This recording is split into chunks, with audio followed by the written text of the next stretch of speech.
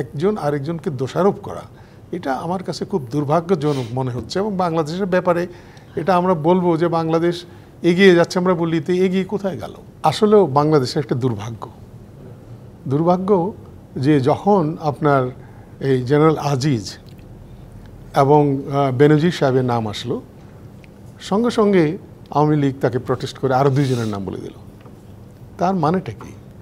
তার মানে হলো যে আপনার এইসব পদে যারা আসে, আমরা যদি বিশ্লেষণ করি, এইসব পদকে সরকার কাজে লাগিয়ে তাদের হাসিল করতে চাই, তো এটাই তো আলটিমেট রেজাল্টটা আসে। এখন দেখেন এই যে আপনার জেনারেল আজিজ কিন্তু রিটায়ার করেছে 23শে জুন 1921 সালে। তো রিটায়ার করার পর আজকে 3-4 বছর হয়ে গেছে, এবং তাকে যে 7031/C যেটা আপনার মিথার ডিক্লেয়ার করেছে স্টেট ডিপার্টমেন্ট থেকে, ওই চার্জে তাকে দিয়েছে। চার্জটা হলো কি যে বিগত আমলে আমাদের দেশেও এটা আছে যে অনেক দিন আগে অপরাধ করেছেন আপনি, কিন্তু এখন আপনাকে কংগ্রেচুলেশন আছে। ঠিক সেই জিনিসটাই হয়েছে। তো এখন আমাদের দেশের বাইরে বিদেশ থেকে এই অপরাধটা জানার পরে তাকে স্যাংশন দেওয়া, এটা তো ব্যক্তি যখন কাকে স্যাংশন দিয়েছে, যখন সেনাপ্রধান ছিল। তো এই স্যাংশনে দুইটা, এই 3(1)-এর দুইটা, একটা হলো মানবাধিকার লঙ্ঘন যদি করে, আর একটা হলো করাপশন করে। তো দুটার উপরেই ওনার স্যাংশন হয়েছে। তো দুটাই উনি করেছেন। তো দুটাই ধরে নেওয়া যায়, কারণ সরকার তো এর প্রতিবাদ করে নাই। সরকার বলছে এটা যদি হয়ে থাকে দায়িত্ব আমরা নেব না। কিন্তু সরকার একেবারে দায় নেয়নি। তার বলা হচ্ছে যে বিব্রত না এই ঘটনা নিয়ে, এটা ব্যক্তি খাতের দুর্নীতি বা ব্যক্তি খাতের দায়। ব্যক্তির ঘটনা নয়, এটা হলো একটা সেনাপ্রধানের ঘটনা। সেনাপ্রধান যখন থাকেন, কতগুলো জানেন, দেখেন কতগুলো সার্ভিস আছে হোল টাইম। যেমন আপনার যখন মেম্বার অফ পার্লামেন্ট হয়, কোনো সময়ের জন্য না, whole time member of parliament, 24 hours. মন্ত্রীরা 24 আওয়ার্স, সেরকম সেনাপ্রধানও 24 আওয়ার্স, এবং কত হলো বেনজির সাহেবও 24 আওয়ার্স আপনার কিন্তু চাকরিজীবী ছিলেন।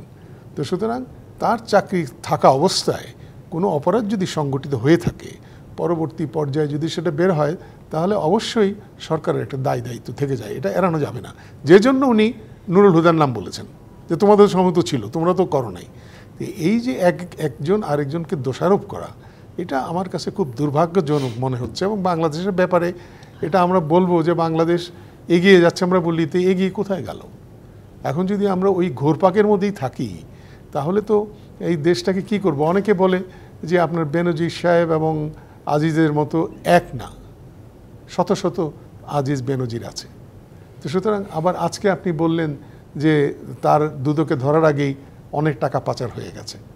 তো এইসব তো মানে আমি জানি না, আইনের, বাংলাদেশের প্রত্যেকটা দেশেরই একটা আইনের একটা সীমাবদ্ধতা থাকে, এবং আইনের বাইরে যেও কিন্তু রাষ্ট্র কতগুলো পদক্ষেপ নেয় যেগুলো আইনকে সহায়তা করে। এখানে আপনি আইনের ফাঁকফোকর দিয়ে আপনি বেরিয়ে যাবেন, তাতে রাষ্ট্র আপনাকে ধরতে পারবে না। এবং এটার দায়িত্ব না কাউকে নিতে হবে। আমরা দেখেছি বেনজির সাহেবের ভূমিকা আমরা দেখেছি তো, এবং তাকে পলিটিক্যাল বক্তব্য দিতেও দেখেছি আমরা। সুতরাং এটার দায় এড়িয়ে গিয়ে আমার লাভ কি? বরঞ্চ সরকার সেই সময় কি হয়েছিল সেটার দায়টা যদি সরকার তার উপরে নিয়ে, কেন উনি এটা করেছেন, তাদের বিরুদ্ধে যেহেতু তদন্ত চলছে এবং বিচারের উদ্যোগও নেওয়া হয়েছে, কাজেই দায় নিয়ে না একজন সাধারণ নাগরিক। তদন্ত কে করছে? করাপশনের তদন্ত করতেছে দুর্নীতি দমন দুদক। আর আপনার ডিপার্টমেন্টালের যে আপনার এটার তো এখনো হয় নাই, কোনো কমিটি গঠন হয় নাই। আর জেনারেল আজিজের সময় তো কোনো কমিটি, কে তাকে বিচার করবে? তার তো অলরেডি স্যাংশন দিয়ে বিচার করে স্যাংশন দিয়ে দিয়েছে। এটা তো বাইরের একটা দেশ, আমি জানি না কোন আইনে দিয়েছে, তারা পারে কিনা তাও জানি না, তবে তারা দিয়ে দিয়েছে। এখন সেটার আলোকে আপনাকে তো একটা স্টেটমেন্ট দিতে হবে। আপনি চুপ করে যদি বসে থাকেন, তাহলে তো এটা আপনাকে পেয়ে বসবে। স্টেটমেন্ট আশা করছেন, কি ধরনের স্টেটমেন্ট সরকার বলবে?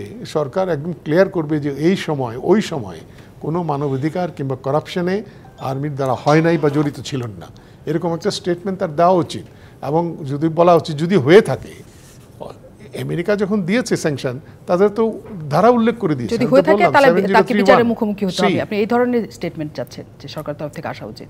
সরকার যদি নিজেকে, আপনার সে তো ছিল, সে বিডিআর প্রধান ছিল, বিডিআর প্রধান থেকে সে আপনার সেনা প্রধান হয়েছে, সরকার তো অস্বীকার করতে পারবে না যে আমার এখানে চাকরি করে নাই।